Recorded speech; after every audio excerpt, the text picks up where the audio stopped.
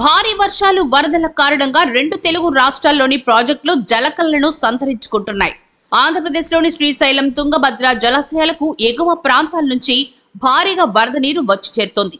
తుంగభద్ర జలాశయం పూర్తిగా నిండిపోవడంతో 3 గేట్ల ద్వారా నీటిని కిందకి వదులుతున్నారు.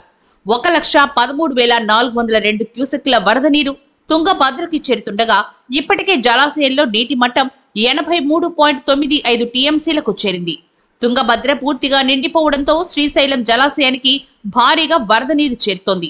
తుంగభద్ర గేట్లు ఎత్తడంతో కర్నూలు జిల్లాలోని ముంపు ప్రాంతాలు అప్రమత్తంగా ఉండాలని అధికారులు హెచ్చరికలు జారీ చేశారు. ఇదిలా ఉండగా ధవళేశ్వరం బ్యారేజ్ నుండి సుమారు 10 లక్షల క్యూసెక్ల నీటిని సముద్రంలోకి వదిలేస్తున్నారు. లంక గ్రామాలు అప్రమత్తంగా ఉండాలని అధికారులు సూచిస్తున్నారు.